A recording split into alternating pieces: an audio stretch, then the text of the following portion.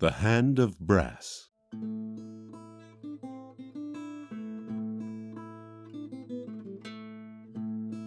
Episode 14. Standoff. 3 days had passed since Brannock and Desmond's return to the Berenian capital. Brannock stood with his arm in a sling next to Queen Diala in the courtyard as Cromwell sparred with Desmond. How go the preparations? Since Alemendia may arrive in as little as 4 days, I have ordered the stockpiling of food and provisions. We do not have time nor resources to evacuate the city, but if we ration properly, it is my hope we can hold out until Elvedian reinforcements arrive. We've conscripted as many able-bodied orcs as the capital can muster. Strike now, Cromwell! What of the wall defenses? The tower guards are organizing vats of oil to be heated constantly, on the chance Alemendia gets here sooner than anticipated. Seeing as how they have the frost witch on their side, we cannot ignore the possibility of magic aiding in their travels. I have also posted archers at each main tower, plus many stationed at arrow slits along the walls. Keep your guard up, Cromwell! Do we have any contingency plans should they breach the wall? Adon forbids such a thing happening, but we can't leave things up to chance. Checkpoints are being set up with soldiers and barricades throughout, and the way the city was designed was actually quite clever. Its streets are intentionally built to be winding and confusing to newcomers should an invasion arrive. That will slow enemy forces and give us a chance to regroup. Desmond parried Cromwell's blade and charged forward with his shield, knocking him to the ground. Your Highness, my sincerest apologies. I shouldn't have... It is fine, lad. You beat me fair and square. Brannock looked to Cromwell, furrowing his brow. Cromwell had been training long and hard with the sword. He had gotten lucky in real combat, but his skill still wasn't up to par. Brannock sensed that Desmond was holding back because his opponent was the king. Desmond was a very talented warrior despite his youth and rank. If Cromwell was to be ready for battle, he would need to become a force to be reckoned with, and he just wasn't so with a sword. Brannock looked around at the weapon racks along the courtyard walls. Something the matter, Brannock? I think we've been going about your training all wrong. We've been trying to train a weakness when we should have been honing a strength. I have seen you lift and toss cathedral pews like they were nothing. Here, maybe this will suit you better. Brannock passed Cromwell a large warhammer. Feels awfully late to change tracks now, but you're the teacher. Ready, Desmond? Here! You might be onto something here. Are you all right, Desmond? Mm-hmm.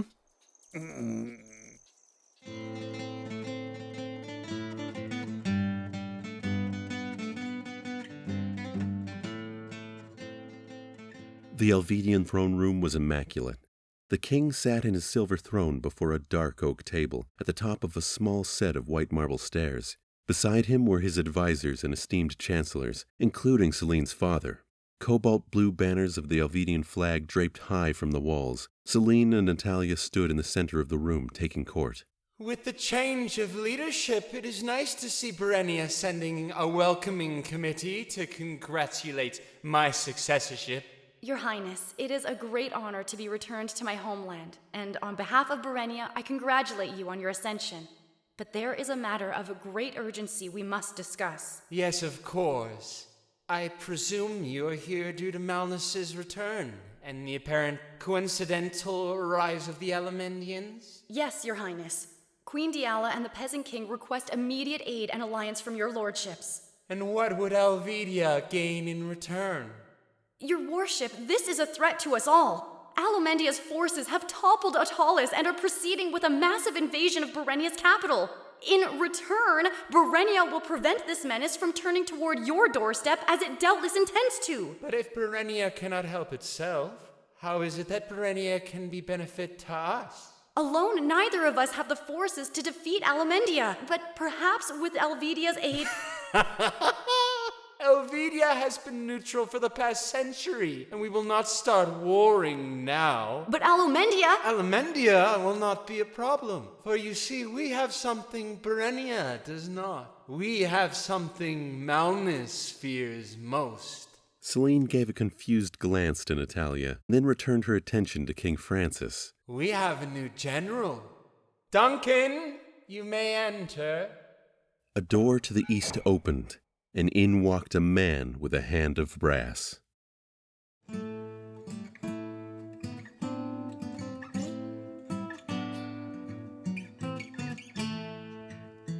Duncan stood alone in the middle of a street in a desolate town. The buildings around him were broken and covered in ice and frost. His right hand lay on his sheathed sword.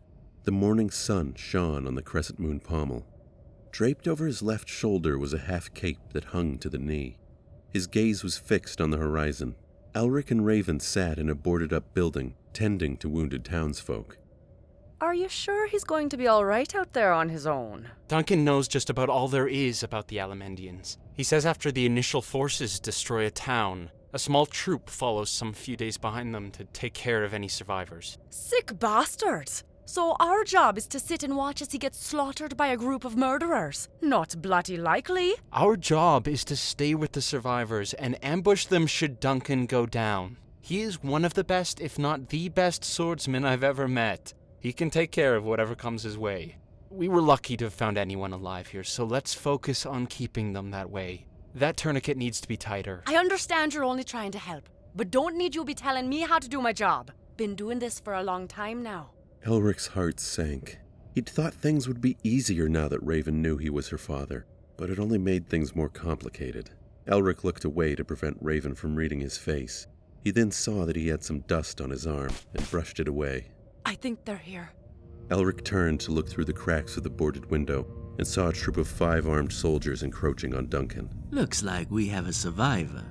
Bold of you to stand alone against many, trying to immortalize your death with a last stand.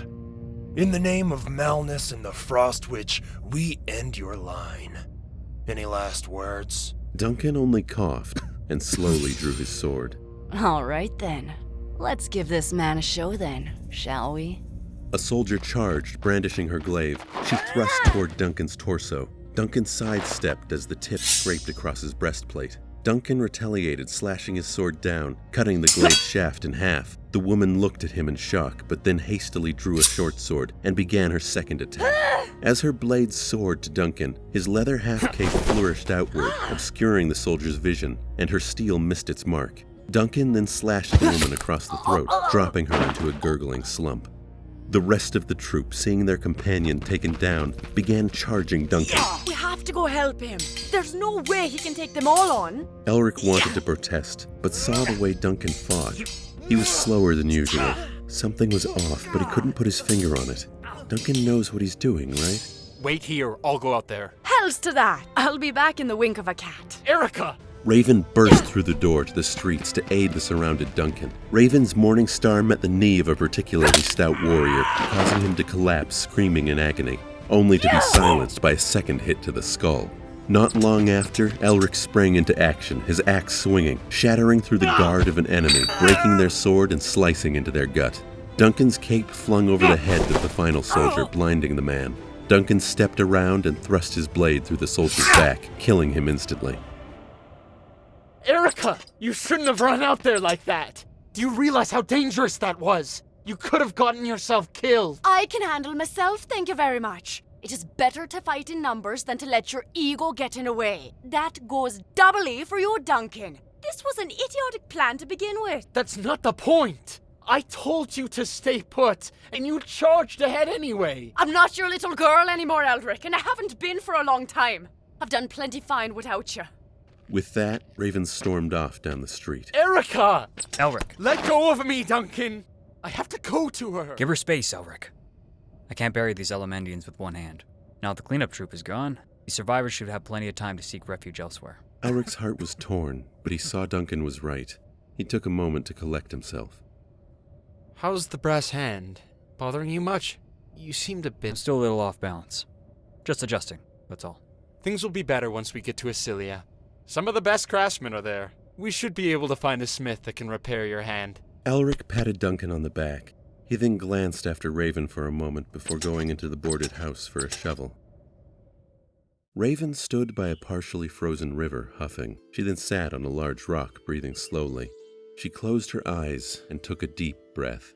Think you should cut your father some slack. Love of Adon, don't sneak up on me like that. You're in for a smack and a noggin if you keep that up. I know I shouldn't have reacted the way I did, but can you blame me? Someone who's my apparent father shows up out of the blue after being gone 30-some years, starts treating me like I'm a little girl. Biologically speaking, I'm technically older than he is, for crying out loud. I came out here because he asked me to come and help you get your hand fixed. But I'm starting to feel this is a feeble attempt to reconnect. It's 30 years too late for that, you see. I mean, how would you feel? Honestly, I can't imagine how it would feel to be either one of you. However, 30 years for you was only a few weeks for him. I'm honestly amazed he has it together as well as he does. I feel I'd have crumpled into a weeping mess if I were him. To realize that everything you knew, everyone you held dear was either dead or changed beyond recognition, it's a heavy burden to bear. Raven looked sideways at Duncan. He was starting to sound a bit like Constantine, she thought. This is an adjustment period for everyone. Only time and understanding can heal this. Thank you, Duncan. You may have some stupid ideas, but you sure can talk a bit of wisdom. Let's get back. Raven headed back towards town. As Duncan began to follow, he heard something rustling in the bushes. When he turned, a boy popped out of the brush, barreling down the path ahead. He had curly hair and metallic skin of shining gold. He stopped, turning back to Duncan. Hurry up! Are you coming or not?